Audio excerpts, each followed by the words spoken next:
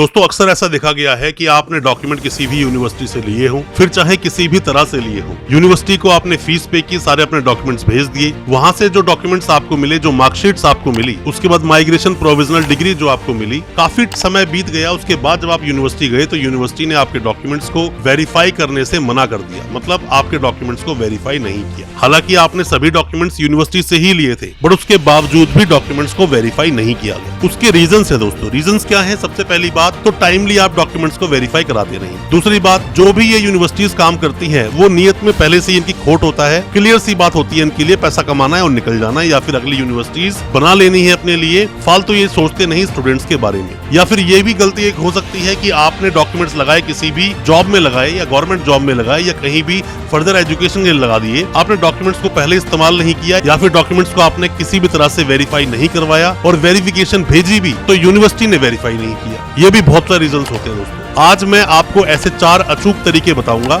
जिनके जरिए से आप अपने डॉक्यूमेंट्स को वेरीफाई करवा सकते हैं और लाइफ में आपको प्रॉब्लम नहीं होगी। ज्यादा कुछ जानने के लिए इन 4 तरीकों के बारे में दोस्तों बने रहिए हमारे इस वीडियो के साथ। नमस्कार दोस्तों, फिर एक बार स्वागत करता हूं आप सभी का अपने इस YouTube चैनल पर जिसका नाम है यूनिवर्सिटी इंडिया। मेरा नाम है वीरेंद्र वर्मा। दोस्तों पहले मैंने आपको बहुत सारे तरीके बताए हैं, हालांकि किस किस तरह से आप डॉक्यूमेंट्स को वेरीफाई करा सकते हैं, बट आज जो मैं आपको 4 तरीके बताने वाला हूँ वो अचूक तरीके हैं, आपको प्रॉब्लम्स होगी नहीं। सबसे पहला तरीका मैं उन सबको बताना चाहूंगा जिन्होंने डॉक्यूमेंट्स अपने कहीं ना कहीं लगा दिए हैं, वेरिफिकेशन नहीं आ रही है, गवर्नमेंट जॉब में लगा दिए, प्राइवेट जॉब में लगा दिए, या फिर डॉक्यूमेंट्स को किसी यूनिवर्सिटी में लगा दिया, या फिर किसी भी तरह से डॉक्यूमेंट्स आप इस्तेमाल कर चुके हो, या फिर डॉक्यूमेंट्स को अब आप यूज करना चाहते हो बट यूनिवर्सिटी आपको वेरिफिकेशन नहीं दे रही है। सबसे बढ़िया तरीका, पर आपको थोड़ा डर लगेगा, डरना चाहिए नहीं आपको, ये आपका अधिकार है। आप क्या करें, हाई कोर्ट में एक रिट लगा दें। रिट का मतलब ये होता है कि यूनिवर्सिटी आपको वेरीफाई नहीं कर रही है और यूनिवर्सिटी को आप ऑर्डर करें, मतलब हाई कोर्ट एक ऑर्डर करे कि आप डॉक्यूमेंट्स को वेरीफाई क्यों नहीं कर रहे हो, इसका रीजन बताओ या फिर डॉक्यूमेंट्स को वेरीफाई करो। तो ये जो रिट पास होती है उसका इस्तेमाल बहुत बार लोग इवन कॉलेजेस की मान्यता लेने के लिए करते हैं, यूनिवर्सिटीज मान्यता लेने के लिए करती हैं, और रिट बहुत ही ज्यादा यूजफुल एक ऐसा ऑर्डर होता है कोर्ट का जो कि लगाने के बाद में आपको सॉल्यूशन दोस्तों मिलता ही है। तो आपको रिट लगानी चाहिए। 226 आर्टिकल बोलता है अपने देश का जो संविधान है, उसमें आर्टिकल 226 बोलता है कि आप हाई कोर्ट में रिट लगा सकते हैं। रिट की कॉपी जाती है यूनिवर्सिटी को, जो भी कोई आप पार्टी बनाओगे उसको भी उसकी कॉपी जाती है और ये लोग फिर आपको रिप्लाई करते हैं। वेरिफिकेशन इन्हें करनी ही पड़ती है, मजबूर हो जाते हैं। तो आपको डरना नहीं चाहिए, आपको रिट का इस्तेमाल करना चाहिए। कोई भी किसी भी तरह की हेल्प लेना चाहते हैं, सजेशन लेना चाहते हैं, कुछ पूछना चाहते हैं, दिए गए नंबर व्हाट्सएप करो, हम भी आपको रिप्लाई कर देंगे। सिर्फ रिट लिखकर आप भेज देना, हम आपको बता देंगे वो कैसे प्रोसेस होता है, किस तरह से वो करी जाती है। क्योंकि सुप्रीम कोर्ट भी हालांकि आप जा सकते हो रिट को लेकर, बट अगर आप बहुत ज्यादा दूर दराज एरिया से हो, मतलब अगर आप नहीं आ सकते सुप्रीम कोर्ट सीधा, तो आप वहीं पर अपने मतलब जो आपका स्टेट जो है वहीं पर आप हाई कोर्ट में रिट लगा सकते हो, या फिर आर्टिकल 32 में आप सुप्रीम कोर्ट आकर भी रिट लगा सकते हो। अब दोस्तों हम बात करते हैं दूसरे तरीके की, जिस तरह से आप डॉक्यूमेंट्स को वेरीफाई करा सकते हो, यूनिवर्सिटी आपको मना कर नहीं पाएगी। दोस्तों आपके डॉक्यूमेंट जो भी आपके पास हैं, वो डॉक्यूमेंट्स पर आप एक NCR कटवाइए या फिर ऑनलाइन कंप्लेंट कर दीजिए कि मेरे डॉक्यूमेंट्स खो गए हैं कहीं पर। अब उन डॉक्यूमेंट्स को मैं दोबारा से निकलवाना चाहता हूँ, डुप्लीकेट निकलवाना चाहता हूँ, तो उस NCR को जाकर आप यूनिवर्सिटी में दीजिए। वो थोड़ी बहुत फीस आपसे लेंगे, वो थोड़ी बहुत फीस देने के बाद में अगर यूनिवर्सिटी सेम डॉक्यूमेंट्स आपको निकाल कर दे देती है, मतलब मार्क्स वही है, एनरोलमेंट नंबर वही है, सेशन वही है, सब कुछ वही है, तो मान लीजिए कि यूनिवर्सिटी के पास आपका रिकॉर्ड है। क्योंकि ये जो यूनिवर्सिटीज हैं ये सिर्फ आपके नाम तो रखती हैं, नाम, फादर नेम रखती हैं, मदर नेम रखती हैं, बस थोड़ी बहुत डिटेल्स हो रखती हैं। ये सब इन चीजों का रिकॉर्ड नहीं रखते ये लोग कि मार्क्स कितने आए थे, या फिर कई सारी यूनिवर्सिटी के पास तो ये भी रिकॉर्ड नहीं होते। आप जब जाते हो ये दोबारा से फीस ले लेते हैं, फीस लेने के बाद वेरिफिकेशन का प्रोसेस करते हैं, तो आप NCR कटवाने के बाद भी अपने डॉक्यूमेंट्स को दोबारा निकलवाने से भी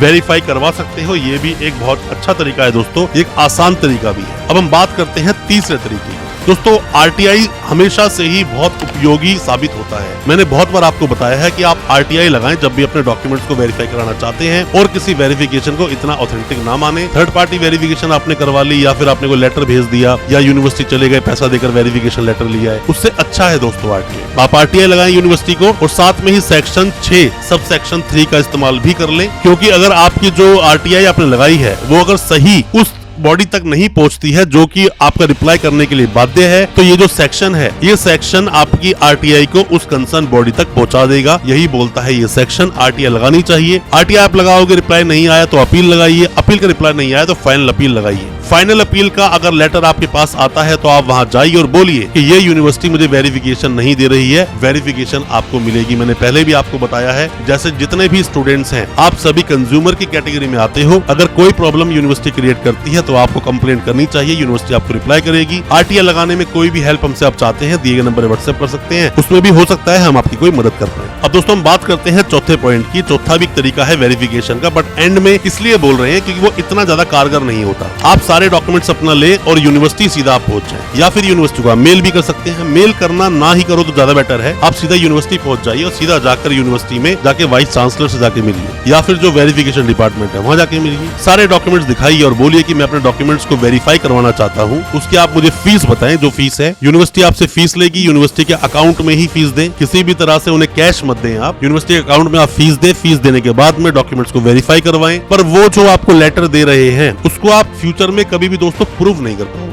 तो मैं इसीलिए आपको बोलता हूं कि आप क्या करें, जैसे ही आपने आरटीआई के सारे प्रोसेस आपने कर दिए, सारे प्रोसेस करने के बाद में या फिर जो भी आपने आज तक यूनिवर्सिटी को लेटर्स भेजे हैं या जो भी कोई आपने मेल किए हैं यूनिवर्सिटी को, सबके प्रिंट आउट निकाल कर आपको रिट लगा देनी चाहिए। जो सबसे पहले मैंने आपको बताया था, सबसे कारगर, सबसे बढ़िया और बिल्कुल टेंशन फ्री वाला काम है। एक बार अगर किसी यूनिवर्सिटी ने वेरीफाई आपको कर दिया तो फ्यूचर में क्या पूरी जिंदगी कभी आपको डीवेरीफाई नहीं कर सकते वो लोग, और बिल्कुल क्लियर मामला रहेगा, कभी आपको परेशान होने की जरूरत पड़ेगी नहीं। हाई कोर्ट के सामने यूनिवर्सिटी बेगी बिल्ली बन जाती है, इन्हें रिप्लाई करना ही पड़ता है। और आपको दोस्तों ऐसे स्ट्रिक्ट कदम उठाने ही पड़ेंगे। अगर आप अपने फ्यूचर के लिए थोड़े से भी सीरियस हैं तो आपको ये कड़े कदम उठाने पड़ेंगे ताकि ये यूनिवर्सिटीज अपनी मनमानी ना कर सके और आपके साथ कोई भी किसी भी तरह की जाती फ्यूचर में ना हो पाए। कोई भी किसी भी तरह के सवाल है, कुछ भी पूछना चाहते हैं, दिए नंबर व्हाट्सएप करें, हम आपको रिप्लाई जरूर करेंगे, या कमेंट बॉक्स में कमेंट छोड़ें तो भी हम आपको रिप्लाई करेंगे। और दोस्तों साथ ही अच्छा लगा हो आज का वीडियो को ज्यादा से ज्यादा अपने दोस्तों, परिजन, परिवार तक शेयर करें ताकि वो भी अपने आप को जानकार बना सके। चैनल को सब्सक्राइब करना बिल्कुल ना भूलें, साथ में लगा बेल आइकन जरूर दबा दें ताकि इसी तरह की एजुकेशनल वीडियोस आप तक पहुंच सके सबसे पहले। बहुत बहुत शुक्रिया दोस्तों, धन्यवाद हमारे इस वीडियो के साथ बने रहने के लिए।